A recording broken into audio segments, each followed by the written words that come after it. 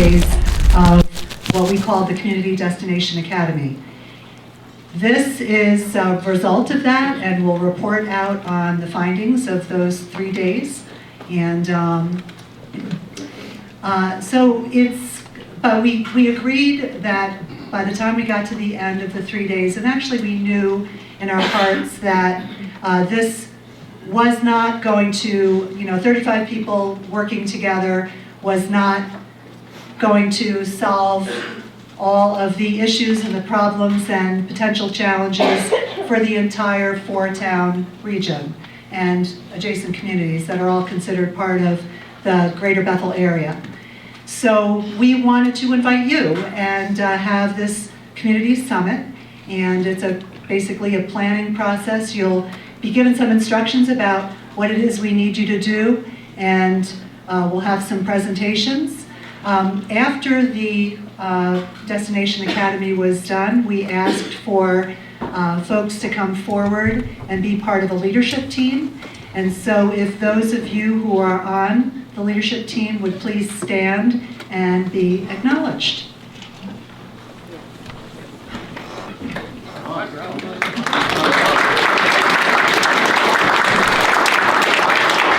Each of these individuals will be standing at the flip charts or at one of our what we call 5 pillars when it comes time for you to circulate into the South Dining Room, and we'll help to generate ideas, confirm some of the ideas that we developed in the Community Destination Academy, and also strategic intersections with the heart and soul of the Mahoosucs initiative that was, as we know, a 2-year planning process.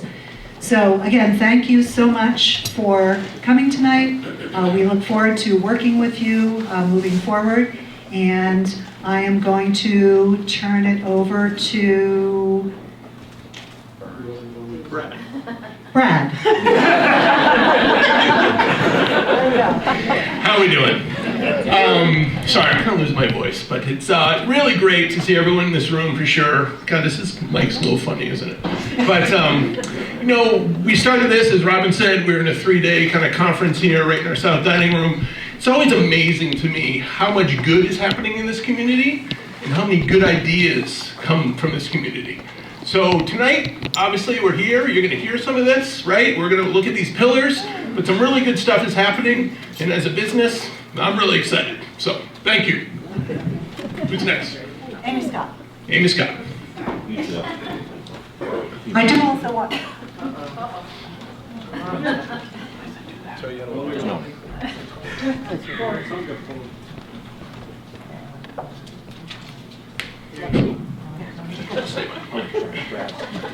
Hi everyone, thanks for coming. Just very briefly, just want to highlight how much work many of you are involved in the community in our nonprofit sector. And is it too loud? And just here to say that, CORE, which is an organization that used to be the Bethel Area Nonprofit Collaborative and is now its own organization and is working statewide. CORE is here to support the work of the nonprofits in this community and in other communities, and I just want to thank all of you for being a part of those, and we have a lot of work to do as a nonprofit community to pull this off, but I am pretty confident that we can do it. So thanks for coming, and I believe our Vern Maxfield will talk from the tax. Good evening. I'm here. I'm Vern Maxfield. I'm representing the 4 town managers in our area. We've been a part of this right along, and it's been most interesting. We've talked about the fact that in order for it to work, we're going to have some community buy-in, and that's the part that we're focusing on the most. I think we're going to work together in that effort, and part of is that me? Answer it. I apologize for that. In moving ahead in that vein, we have already scheduled on the 29th of January a meeting of all 4 boards of selectmen. I think that's perhaps a historic event in our area, and we're looking forward to doing that. we want to focus on a few areas that we think we might benefit the area if we could combine our efforts, solid waste being one of them. So that's where we're headed, and I'm looking forward to getting input from you folks at the community buy-in board in a few minutes. So thank you. So the presentation that we'll hear from David Burrell is really going to help us to understand what kind of trends we're seeing globally in visitation, and we understand that we already are a great destination, but there are things that if we spend some time thinking about it and being very intentional, we can be an even better destination, especially given the 4 towns working together. So it's particularly exciting for me to have the municipalities here and have that facet of our community, of our sort of the destination and the tourism economy really absent. So it's wonderful to be here with you guys today. So I'm going to introduce David Burrell, who's going to take it from here. Okay, thanks Robin. Hello, my name's David Ural. I'm with a company called Future IQ, and we have been working with this community through the Destination Academy. Couple of things, right? Fantastic to see so many people who've been involved in the planning process here tonight, but also particularly important and fantastic to see a lot of new faces. And the group that's been leading this process was really adamant that tonight is an opportunity for you to have input. So what we're going to present and talk about through the course of tonight is really the outputs or the deliberations so far of the people who've been doing the planning. But this is your chance to have your fingerprints on it as well. So very much a work in progress. But I think the other part of tonight too is that it's really an opportunity for a celebration. This has been a fairly Herculean planning effort with a lot of people. And there's a couple of things I'd like to call out. So the company I work with, we've done the Destination Academy work in Rangeley Lakes and Moosehead Lakes with Main Office of Tourism and the other sort of strategic partners you can see here, the Main Woods Consortium and the Northern Forest Centre. So one of the features of this process is the collaboration. You know, Vern, you talked to it in terms of the town managers coming together, not-for-profits talked about it. But what's really unique about what you've been doing here is the degree and depth of collaboration. So it's easy to say, oh yeah, let's work together, but real collaboration, as you know, takes a bit more. I mean, that is about sharing power, sharing resources, and working together in a deeper way. So the levels of collaboration are obviously the key partners that are supporting the process, but it's also the collaboration in the community. All right, so let me dive in here, right? So the program for tonight, right? So as I said, it's a little bit of a celebration, a little bit of a work in progress.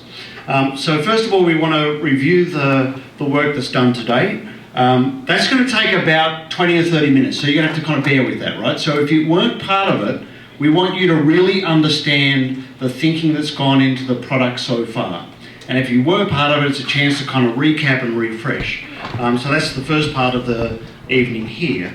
The bulk of the evening is going to be you getting to work in that room there and having your input into this development of what we call these strategic pillars or projects, you know, priority things that should happen to move sustainable tourism forward in this location.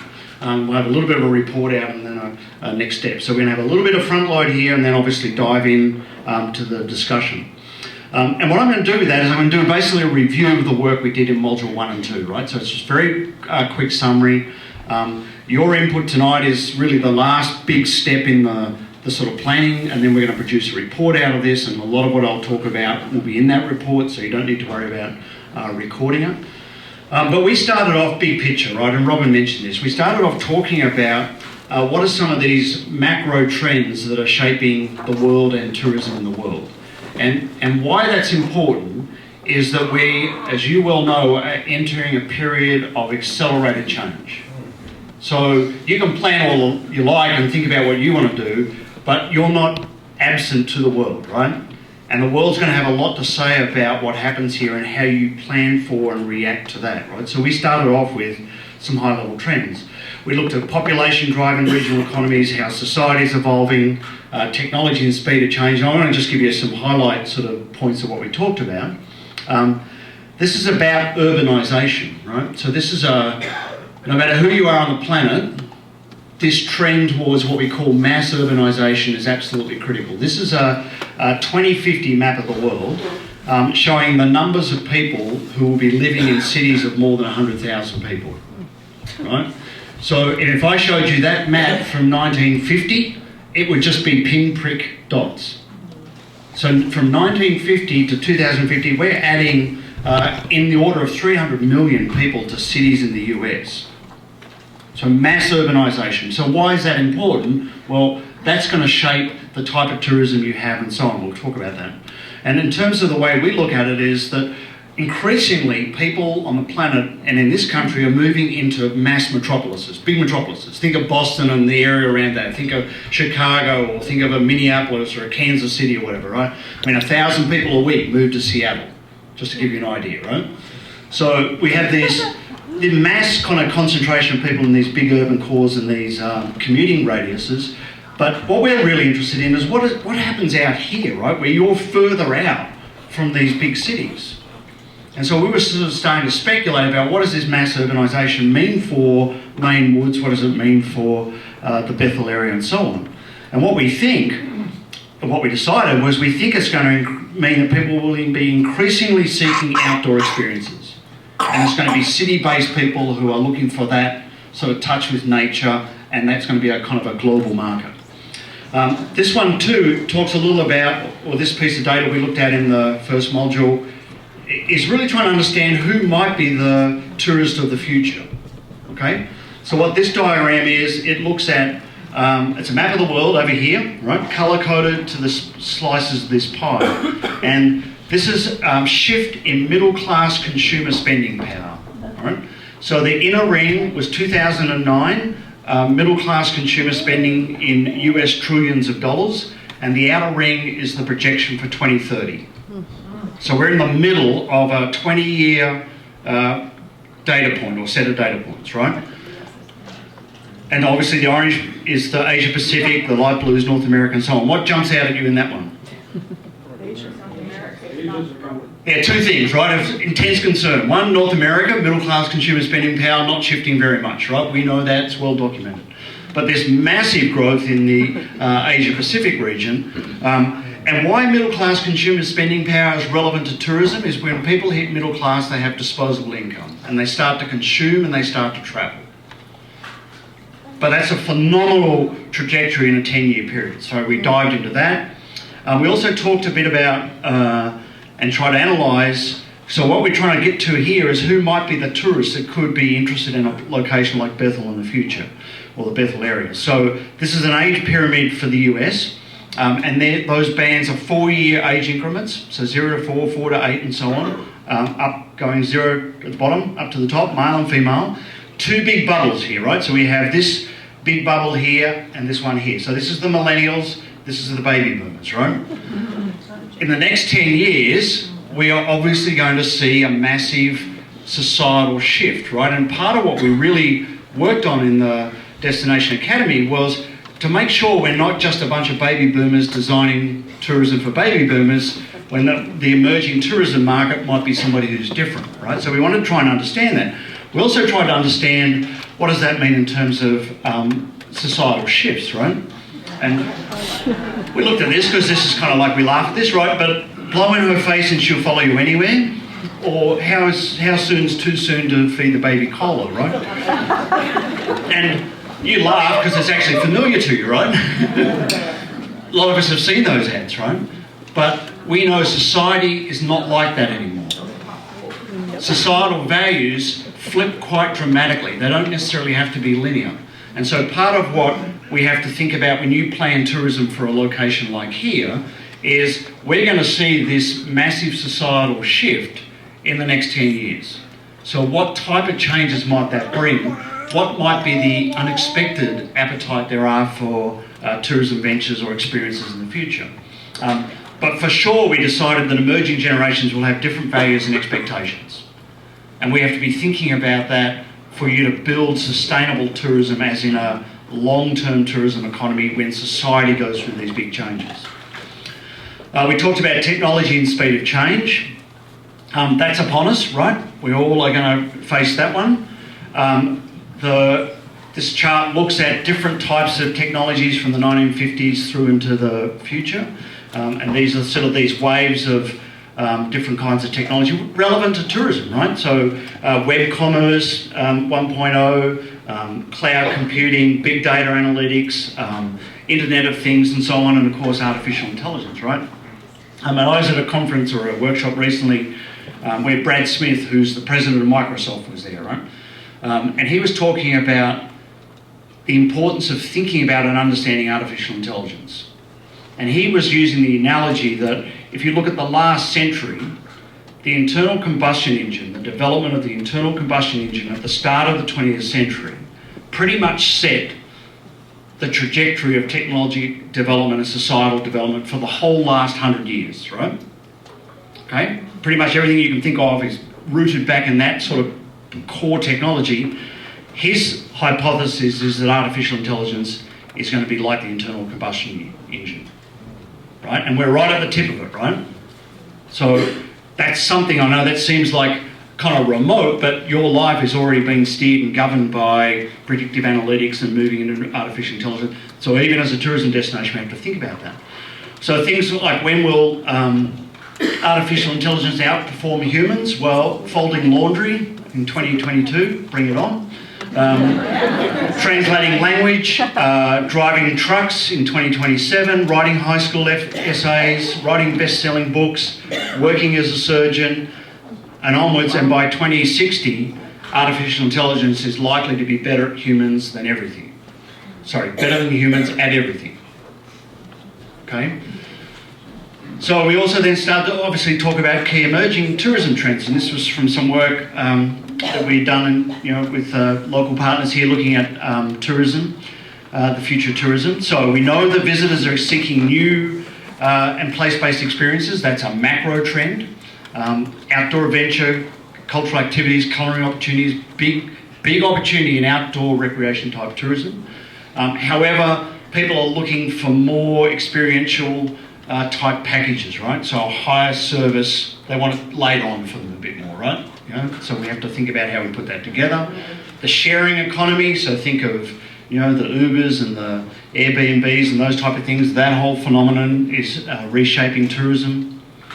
Technology, so people using and operating and making their bookings using online and mobile technology. Peer-to-peer influence, really big deal, right? And I'll show you some data on that. Destinations, and this starts to play, I think, to your strength, that travellers are choosing destinations based on cultural people and diving into unique local feel and authentic experiences. We talked a lot about that, and we want to share some of our thoughts about that tonight. Sustainability, travellers increasingly making decisions based on their impact on the local culture, environment, and economy. And for example, already, so in Sweden, air travel in the last 12 months has dropped as a function of flight shaming. This notion of why would you fly, create all that climate change and so on, or impact. So we're going to start to see more and more elements around sustainability and how that relates to travellers and impact of travellers. So just some data point levels in terms of influence, substantial influence in terms of people who say they look at their friends' photos and get inspired by that. But the decisions that people have made are based on their peer reviews. So 33% of people changed their hotel as a result of what they saw online, changed destination, changed resorts, changed airlines and so on. Trust, a huge factor. More and more people are going, I'm going to trust what my peers are saying more than what I'm going to trust necessarily what you're saying, right? So your own promotion has a different value to what other people say about you as an emerging trend. So what do all these trends mean for the future of tourism in the Bethel area? That's sort of what we've been digging into. And we also had some presentations from the main office of tourism, looking at visitor profiles. We did some economic impact analysis and looked at that. At a high level, when we look at the main woods tourism, and this was fairly, you can look at these reports and Mike's got copies here. These are fairly, they're not aggressive, fairly realistic potential increases in the economic impact if you get it right in terms of tourism, right?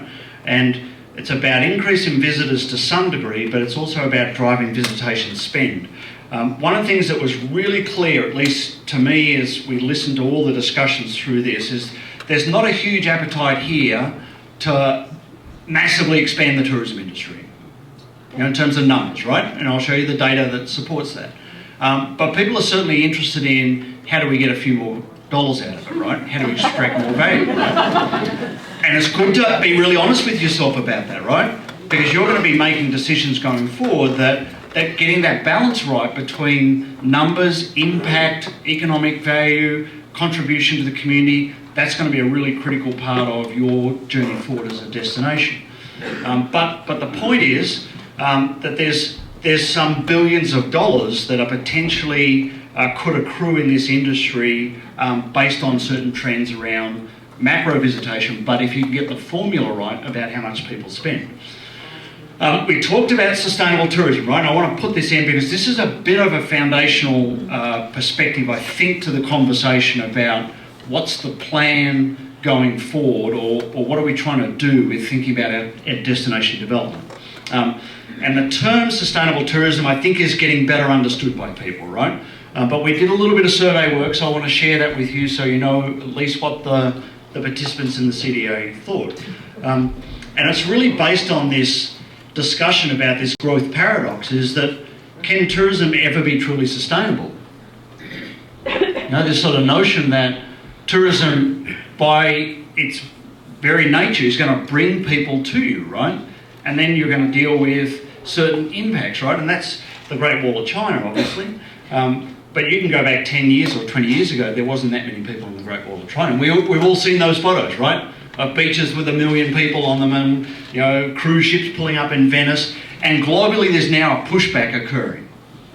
The term over-tourism is really rearing its head. You're probably not dealing with it, obviously, yet, right? But there are already places, so we do a lot of work, for example, in Oregon. You go to Tillamook on the coast out of Portland, they don't want a single tourist more ever, right? They're dairy farming, fishing, and always have had a tourism component, but they have suddenly hit this impact point of mass urbanisation, all those 700 people a week who are moving to Portland, Oregon, trying to recreate. Where do they go? 1.25 hours, 1.5 hours, hit Tillamook, and then they're just getting crushed, right? So there's this whole question about how do you get ahead of that curve? Because you don't want to be here in 10 years going, well, it used to be a great place. Okay, and then the Chinese found us, or, suddenly we've got hordes of people here or something, right? So we asked some questions in the academy. We asked about, overall, how important do you think tourism is to the future of the Bethel area? Not at all important, not so important, somewhat important, very important, extremely important, right? So no doubt people are saying this is an important part of our economy, right? It's a part of who we are and what our history is and our proposition. But what we wanted to know a bit more about is, what does that look like going forward, getting the balance right? So the working definition of sustainable tourism, and we asked people to react to this, right, has 5 big core dimensions, right? So one, that it's integrated with our local communities in a way that's respectful of our diverse heritage and culture. In other words, you don't get elbowed out of the road, right? So it's integrated with local communities. Second one, provides visitors with authentic, place-based educational experiences that leave them feeling enriched and inspired, right? So this notion of a sustainable traveller or a sustainable tourist is somebody who's interested in the location they go to, and they learn from it, and their experience is a really rich part of their visitation. Third one, creates lasting financial and social benefits for the local residents, businesses and communities. Is supported by public policies with organisational support and funding. Maintains and contributes to the health and vibrancy of the natural environment. So it's quite a broad definition. It's looking at impact on communities, impact on the environment, visitor experience, lasting social and financial benefits, and so on, right? So the question is, how well do you think the Bethel area is doing against those criteria? This is starting to become a fairly established definition of sustainable tourism, or we asked people, right? And the scale here was those 5 elements, right? on a scale of how important do you think these dimensions are for Bethel area? So not at all important, critically important. And so you can see that obviously everyone's gone, yep, damn right they're important, right? Okay. Then we ask people, how well do we think the Bethel area is doing against those dimensions, right? So you may want to just consider that before I show you the data, right? Because this is really gets to the heart of what this Destination Academy is about, right? Because this is not about just grow, grow, grow. This is about how do we get this tourism balance story right for this community. So this was the answer to how well do you think the Bethel area is currently performing for each of these dimensions, right? Which is we're very poorly here and very well over there, right? So you can see that we see those dimensions as really important, but our performance or our scorecard is pretty degraded, right? So this helps us think about, okay, what do we need to be doing differently? And all of them, and the one that's the couple that aren't sort of the least degraded, I guess the least degraded is provides visible, authentic, place-based educational experiences. Well, you've just got a world of forest, so it's not surprising that comes up pretty high, and contributes to the health and vibrancy of our natural environment because you have a lot of obviously outdoor recreation amenities. So if you think about, and this starts to sort of frame our thinking about the plan. So growing a tourism industry, and that's sort of growing it at the value and contribution to the community and the sustainable tourism dimensions, is really in today's world, for a destination like you, is a critical balancing act. Okay, and it's a knife edge, right? And that's what we're trying to work through. That's what we want your input on tonight as we get into these strategic pillars. So if you think about the balance, you have the tourism industry and its impacts. Well, on one side you have industry value, and that's a really important dimension, right?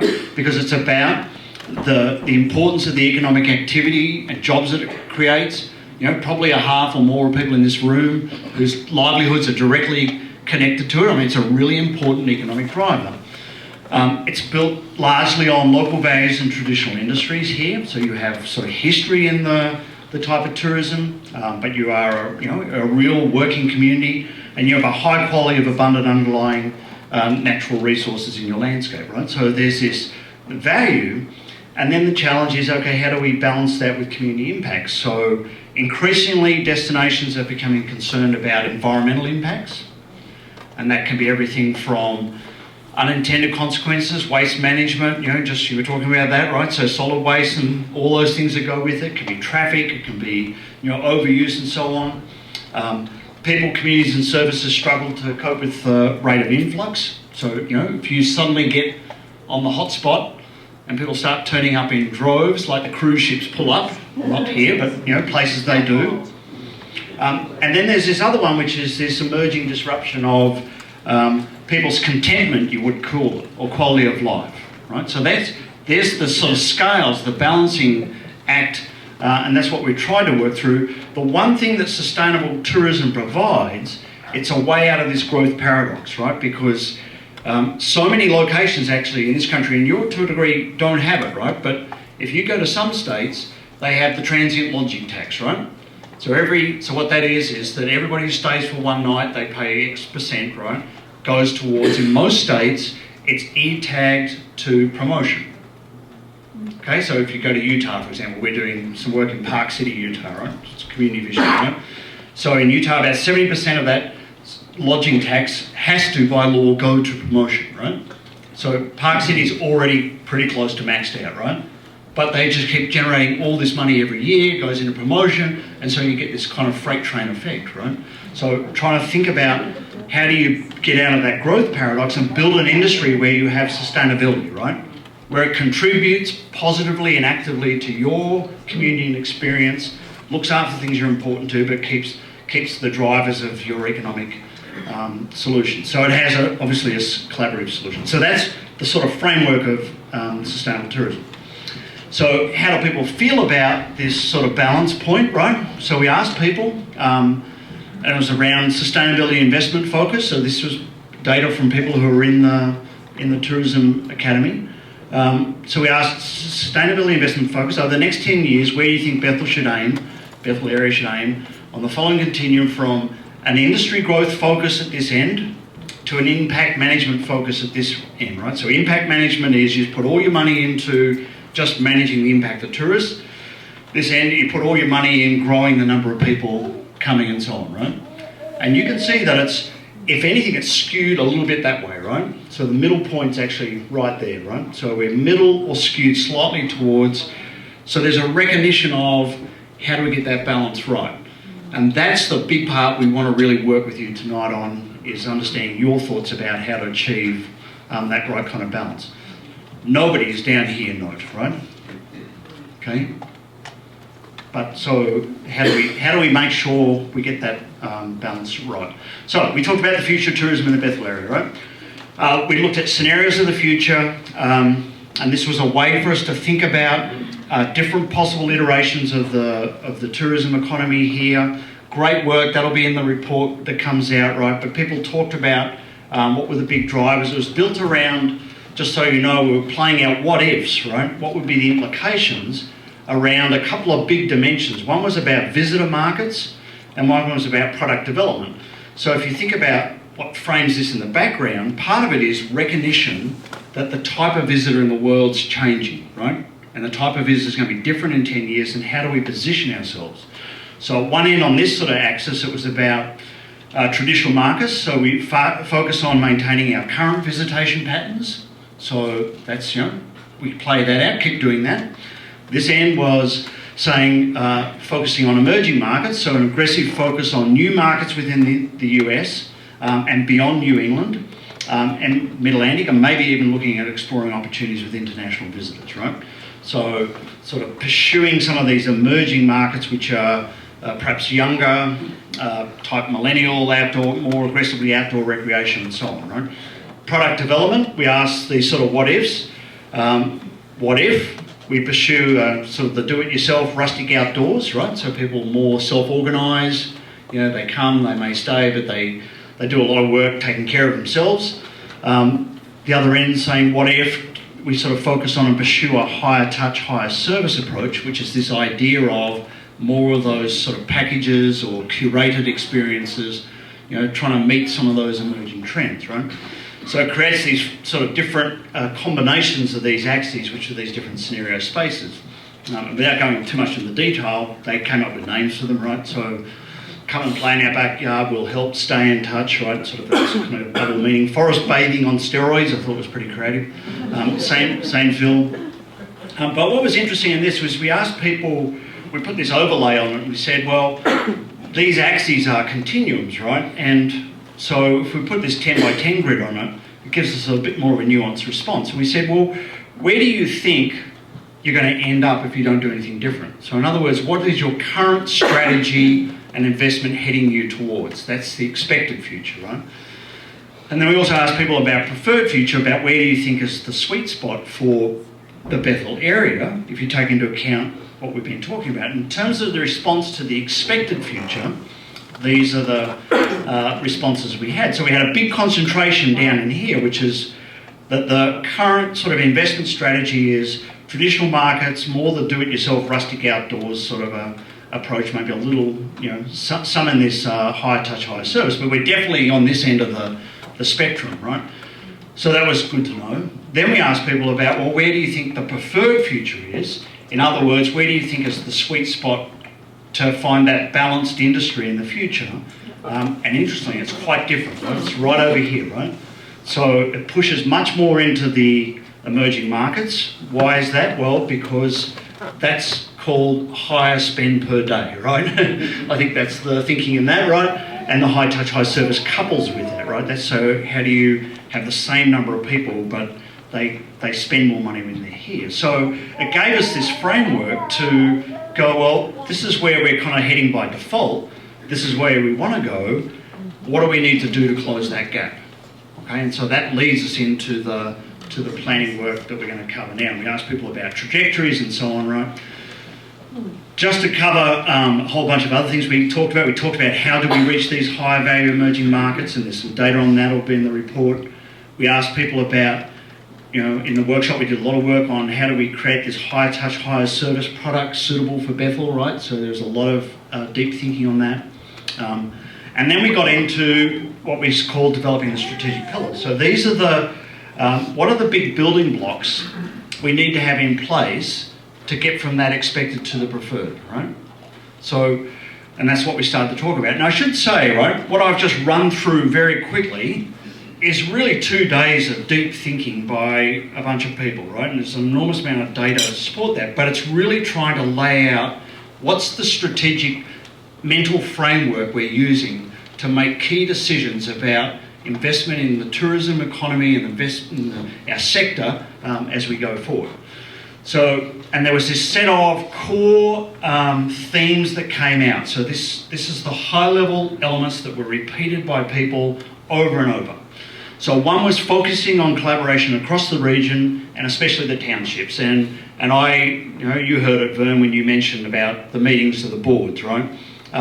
There was an incredible appetite and delight, actually, to see the town managers come together and start to collaborate through the course of the Destination Academy. And now to have the boards coming together, people have seen that right through this process to be a real key part of your strategic response about how do you design and shape your economy and your tourism going forward. But it's much broader, obviously, than just the townships. I mean, that's probably the start of a much bigger collaboration.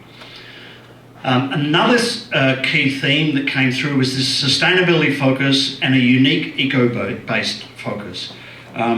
You'll see it on the notes on the flip charts, but people talked a lot about that they think that this region, Bethel area, can offer a really unique, eco-friendly, sustainable example of a tourism economy, right? That leverages the outdoor recreation, but does it in a way that is really quite innovative, right? So there's a lot of interest and appetite in that particular topic. Outdoor recreation focus, that's obvious, a big part of what happens here, but the regional scale. People kept saying over and over, you've got everything right here, right? You can go and have so many experiences that are world-class, but how do we put this together at a regional scale? Coherent regional messaging, wayfinding, so how do we make sure that people know that they're in this experience here? Strategic partnerships and coordination, public and private, people talked a lot about that.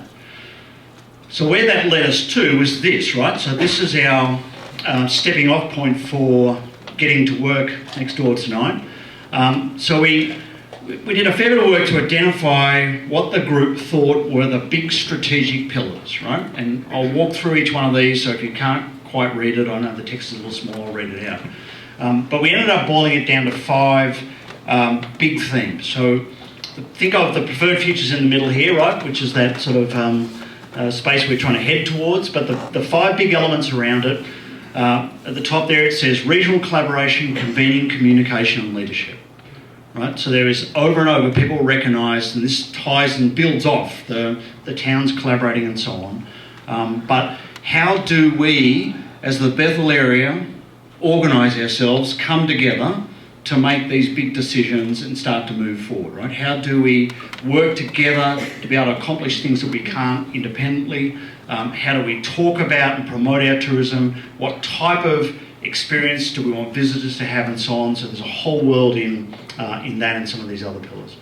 This one here, creating community engagement and buy-in, that was a big deal, right, as we went through this process. And tonight is actually a part of that, right? So the people in the Destination Academy, they didn't want to end it without making sure that anybody who couldn't participate in those sort of modules, that they had a chance, you had a chance to come and have your say and put your fingerprints on it as well.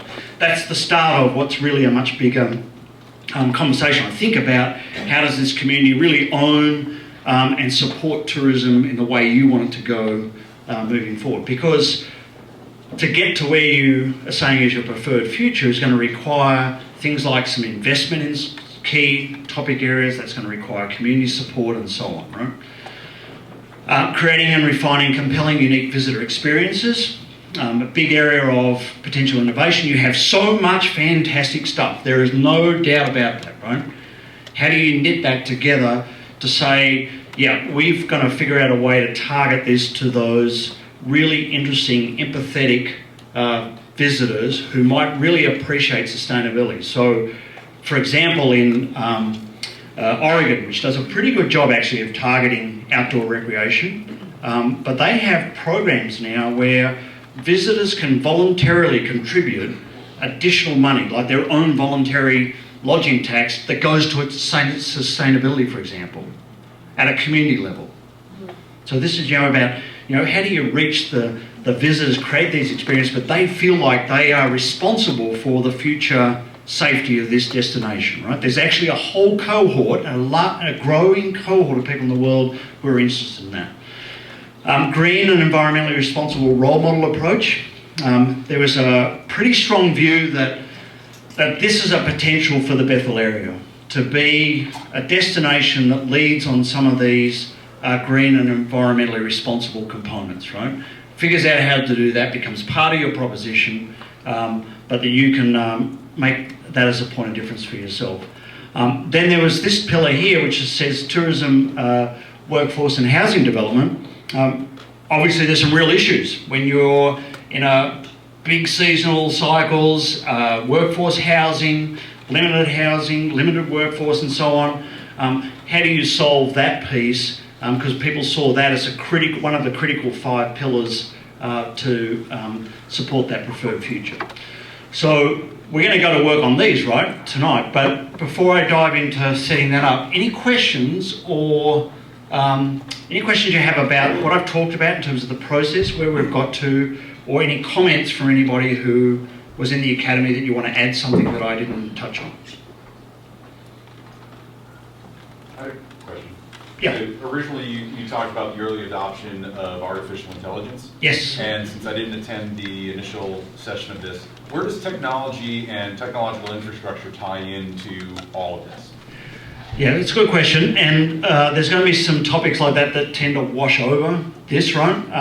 When you get going around the pillars, you'll see that there are perhaps opportunities for here, for example, renewable energies and those type of applications of technologies. Certainly talking about and communicating with visitors and the narrative and the packaging of experiences and so on. Even some of these issues here, I think there's going to be like innovation at all sorts of different levels, right? But it's a good call out, right? And that's why we kept pushing on this, right? Because the danger is a bunch of baby boomers designing a future for a bunch of baby boomers, right? But what we really want to make sure is that we are thinking about those issues, like how's the world evolving, what are emerging generations or emerging markets looking for, and having to do the work to push ourselves to meet that, right? Because it's really comfortable, right, to just keep doing what we're doing, right? And when we played out that expected future, ultimately there's vulnerabilities in that, and that's why people pivoted to the other end of that quadrant. Yeah. But you'll see more on the sheets. And by the way, when you get on out there into those pillars, that's going to be your chance to add ideas as well, right? So you might call some of those topics out and add those and say, we need to be thinking about this topic in this pillar, for example. Yeah, please. Quick question. What is the level of accountability or objectives to move closer to tie in with the AI, the artificial intelligence, as business owners? Like, how do we go from where we are now to where we should be and balance that out with the artificial intelligence that's out there? Yeah, well, I think if you look at that chart, right, artificial intelligence is just starting, right? So there's a lot of unknowns. It is interesting that the two people who are asking about artificial intelligence, if you know who they are, you can see which age group they fit into, right? But I think that's going to be an important issue to wrestle with, and it's not just for you as a destination, right? But I think at the level of innovation, you have a chance to think about how do you overlay that on a number of these things. Even community engagement and buy-in, how do you communicate? There'll be people in this room, it's traditional approach, which is newsletters or something like that, right? Right. But then there'll be other people who are going, well, we need to have, and we even talked about it in the academy, like having apps and things like that give us a much more immediate and accessible form of communication. So this is a work in progress, right? So we're presenting what we think is a framework that's been really thrashed out with some deep thinking, right? Now we need to fill in more of the detail, which is the second part of tonight. Okay? Yeah.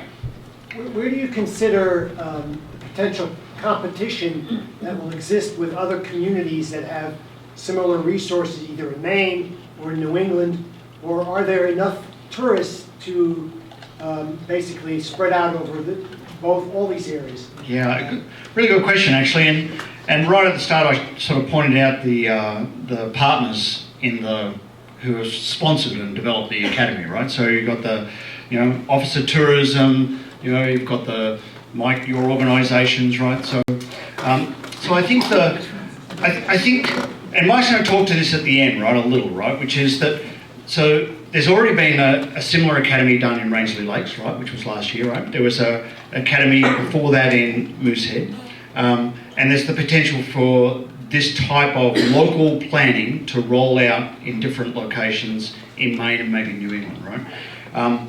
One of the things we did start to talk about at the end of the last module was around this regional collaboration convening, and it was the issue about how do you relate to Rangeley Lakes? Are they a competitor or do you collaborate, right? And I think our assumption going through it, and certainly my personal view, right? And so I'm somebody who works in a lot of locations in the world, right? I think your entire narrative is really unique in the world, right? If you look at sort of New England and Maine woods and the extension of that, right? And if I look at the tourism pressures that are occurring, you still have something that is relatively untouched and intact. And I think it actually has global significance as a destination, right? If you go back to those charts that talk about the growth in Asia Pacific and elsewhere, if you can think about the slice of people that might be really interesting, empathetic visitors from those markets, I think it's an enormous upside. So I think working it out locally is the first step, then working out, okay, once you've got your act together, okay, how do we partner with Rangeley Lakes or Moosehead or Portland or all those components? You got to figure that out, right? What I see practically is you've got to work out what your game plan is first and then tie it into those around you. But I think there's a much bigger conversation to have over the next couple of years, right? In terms of that collaboration across a broader nature-based sort of recreation economy landscape. Yeah. Some of the work that we've done over the last 10 plus years has been with what we've called the producers in our region, the woods workers and the farmers and et cetera, and the consumers. Which tourism is kind of about the consumers, and I don't see very many of the producers in the room. I don't think there are any farmers here, and I'm not sure. I saw Ron Savage, which is great, but some of the other of those folks. Yeah. And I think they are a really important component of this, and they have very strong feelings about this future and how it's going to impact the work that they're doing, which is also very important to sustainability and regenerating our beautiful area. So I think it's a really good point, right? So if you couldn't hear at the back, I'll just sort of paraphrase what you said, which is that calling out the relevance or the connection to the people who are the producers, so agricultural producers and so on, how do they tie into this sort of a story? And I think part of what is sort of implicit, right, so it's good to make it explicit, is a recognition that you live in a working landscape, right? It's not a museum, right? You live in a working landscape, and that's a forestry and agriculture and natural resource type industries. But when you get out into those pillar charts, you'll see that people talked about things like culinary food type experiences. How do you tie those elements together and tie into that local? That could be a really interesting part of your unique visitor experience.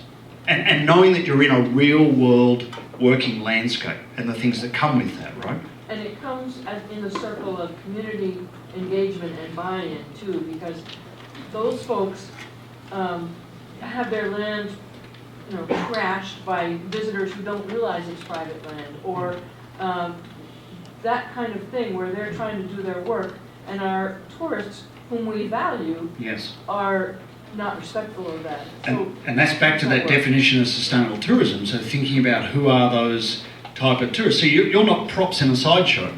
I mean, people aren't just coming here to, some people might, but that's not the type of tourism and visitation that would match what we heard a lot of through the summer, right? All right, good. Any other questions or comments from, please? Just a quick question. So I was just curious about at the community destination academies that I was not at, wondering if the topic came up maybe in the regional collaboration pillar at all about using guiding values or principles, like establishing guiding values or principles as a region to kind of be a guiding light to inform this work, like in the effort towards creating sustainable tourism? Yeah, it's a good question. So just to paraphrase it for people behind you is that what work has been done here or elsewhere, right, to think about guiding principles, right, that frame it.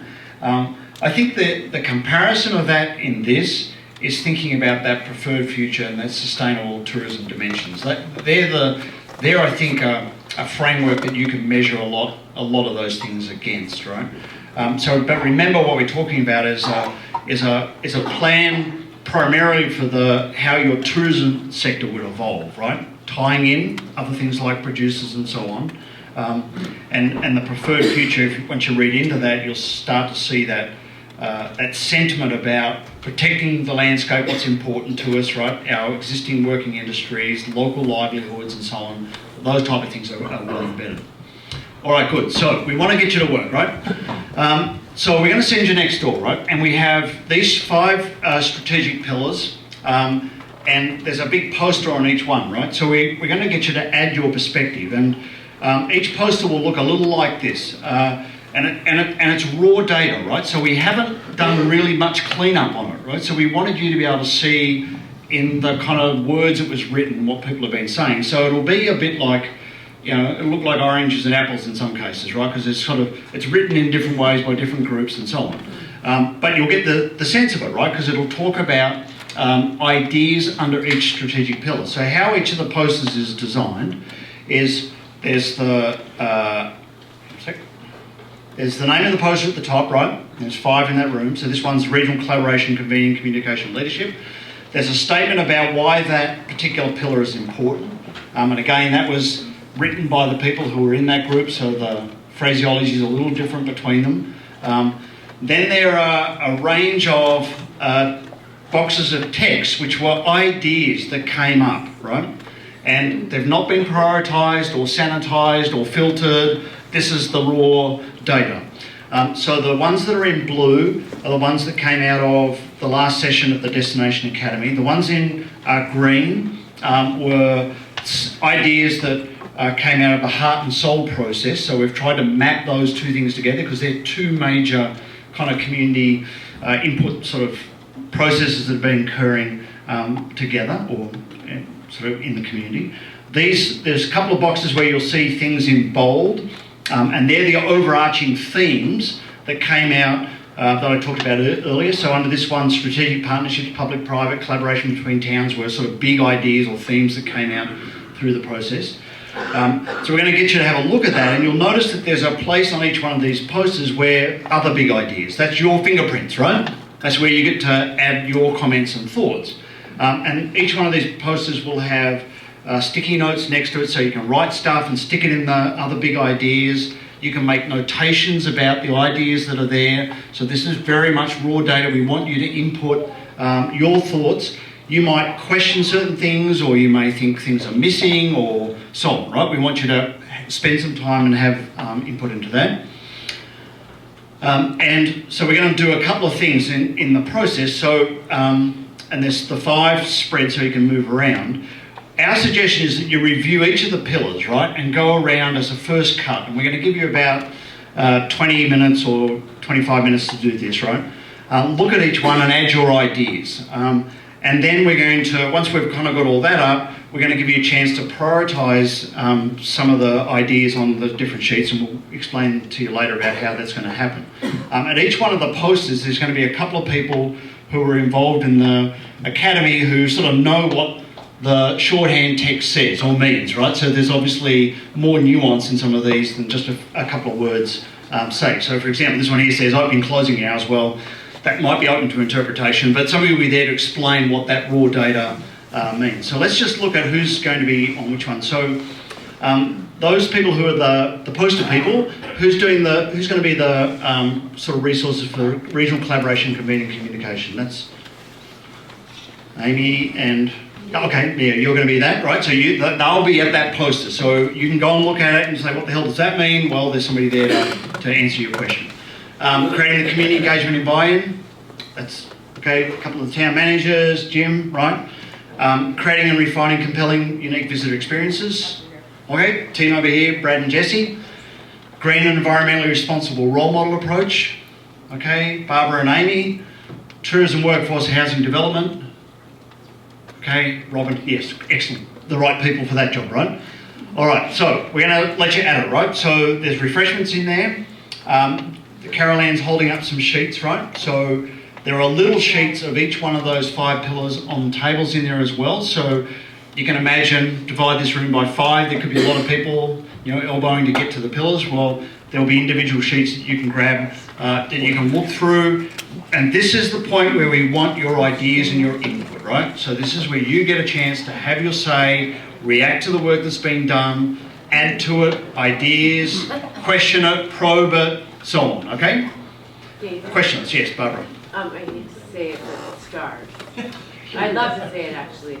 Don't forget to put stars next to ones that inspire you most. We have stars, right? Yes, but we're going to do that in the second bit, okay? All right. All right.